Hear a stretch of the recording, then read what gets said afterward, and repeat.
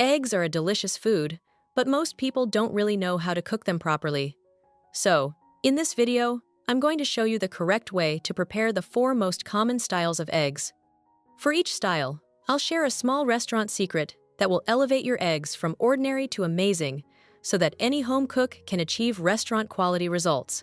To start, I need a non-stick pan, because the pan's surface helps the egg not stick, makes it easy to flip, keeps its shape intact, and cooks evenly without needing too much oil. I usually cook it over low to medium heat, using about 300–600 watts. While the pan is heating up, I crack an egg into a small cup. I always crack the egg against the edge of the bowl, rather than cracking it directly on the cutting board.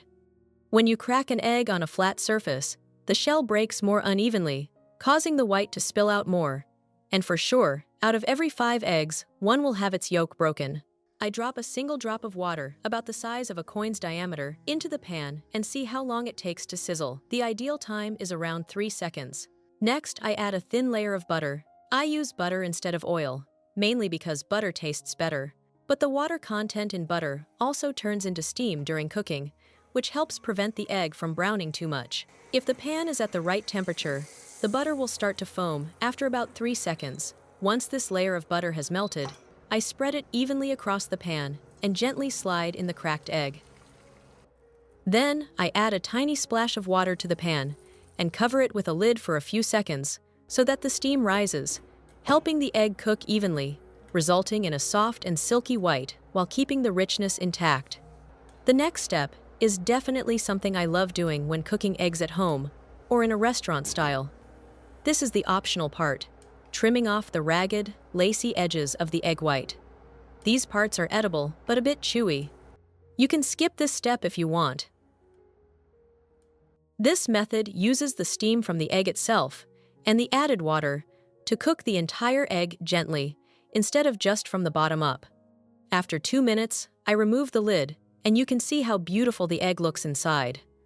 The white is fully set, and the outer edge of the yolk is just firm enough to hold its shape. Alright, the next fried egg method I'm going to show you is quick and simple. Pay attention.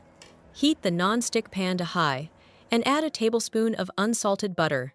Pour the eggs into the pan, let them sizzle, then sprinkle a little salt on top of the eggs, and then cover with a lid.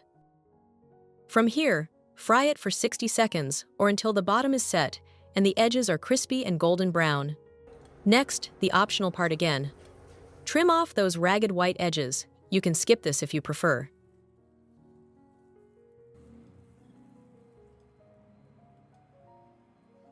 Then, give the pan a gentle shake and flip the egg over.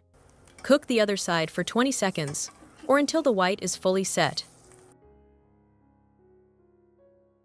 Finally, slide it onto the plate. Now you have both styles of eggs on the same plate, satisfying both those who love a runny, rich yolk with that oozing sensation, and those who prefer a fully cooked yolk that's firmer and more flavorful. Just 1 egg dish, yet everyone can find their true love. That's how to cook eggs like a pro. The texture is absolutely amazing.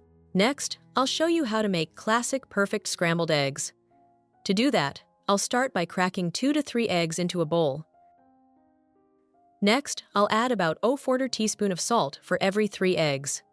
Salting eggs before cooking is a pretty hotly debated topic among chefs, and some say you should never do it. That seems wrong to me, so I tested both methods, salting 10 minutes before cooking and salting during cooking. Next, I'll whisk the eggs with a fork until they're as uniform as possible. The worst result came from salting while frying. The eggs turned out noticeably tougher and drier. The best result was from salting 10 minutes in advance. Those eggs were firm yet tender, with excellent bouncy texture. This makes sense because salt helps the proteins retain moisture during cooking. After 10 minutes, I'll take out the non-stick pan and place it on the stove over medium-low heat, just like when frying eggs. Once there's about a teaspoon of melted butter that's foaming,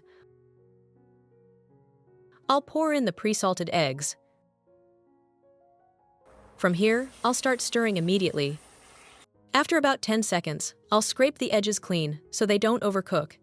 Then, I'll go back to stirring and shaking the pan. If you want larger, fluffier curds, stir and shake 3 to 4 times over the course of about a minute.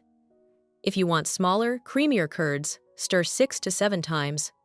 When the eggs start to form streaks, we're almost there. Cook until the eggs develop a few browned spots. Then, I'll spread them out evenly, turn off the heat, and let them continue cooking for another 20 to 30 seconds. The eggs will have just the right amount of moisture, not too wet, and a slightly glossy sheen. Scrambled eggs are often made simply and without much fuss.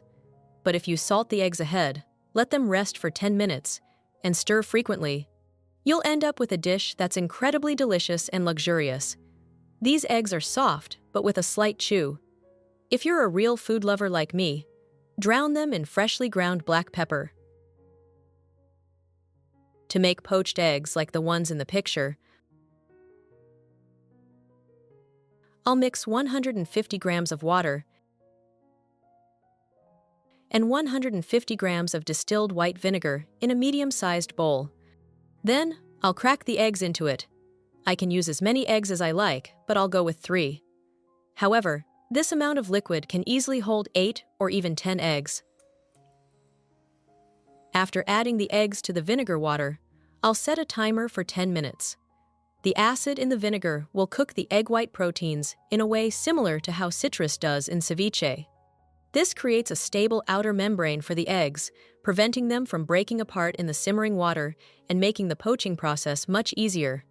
While the eggs are soaking, I'll put a pot on the stove and bring it to a gentle simmer.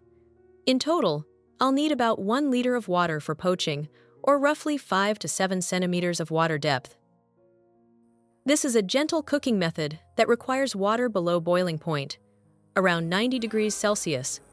Just watch for small bubbles gently rising from the bottom of the pot. To poach the eggs, I'll use a spoon or measuring cup to carefully scoop each egg out of the bowl, along with some of the surrounding liquid.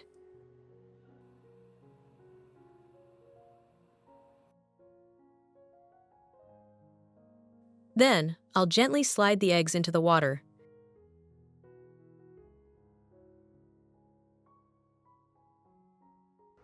Once they're in, I'll set a timer for 3 minutes. At this timing, you'll get a soft, runny yolk. If you prefer a slightly firmer yolk, just add 30 seconds. For a fully cooked yolk, add about 1 minute more. You can absolutely poach multiple eggs at once. I'm just doing 3 here to make the technique easier to see. When removing the eggs, I'll gently touch the yolk with a spoon.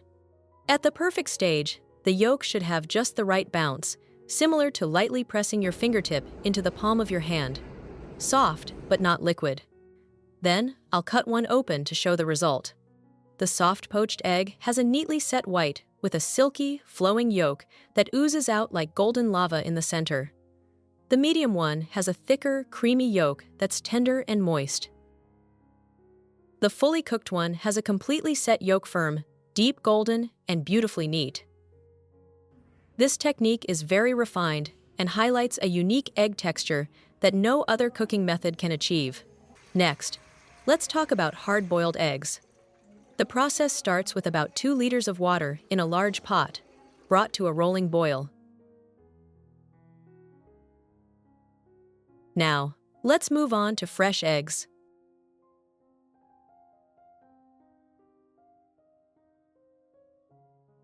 Once the water is boiling, I'll take a thin cloth, fold it in half, place 5 eggs in the center, then tie the 4 corners tightly together to form a neat little bundle.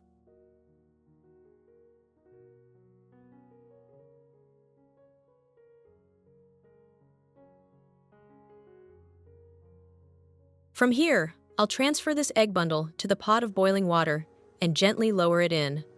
Using a cloth is the best method I've found to prevent the eggshells from cracking. You can lower them in very gently, and it also keeps the eggs from bouncing around during boiling. Now, I'll reduce the heat to a simmer and set a timer for 10 minutes.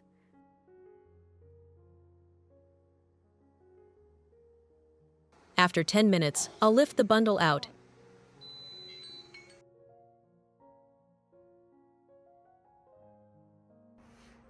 and immediately transfer the eggs to a bowl of ice water.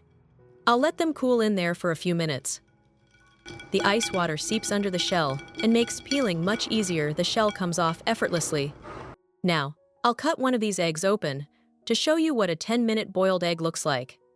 You'll get a fully set whitened yolk that's firm but not crumbly or dry, with just a hint of creaminess in the very center. It's the perfect hard-boiled egg for eating on its own with a little sauce of your choice or for topping a salad. Other variations include boiling for 8 minutes is commonly used for a great ramen egg, soft set yolk, or boiling for 12 minutes for a completely hard-cooked egg, ideal for egg salad.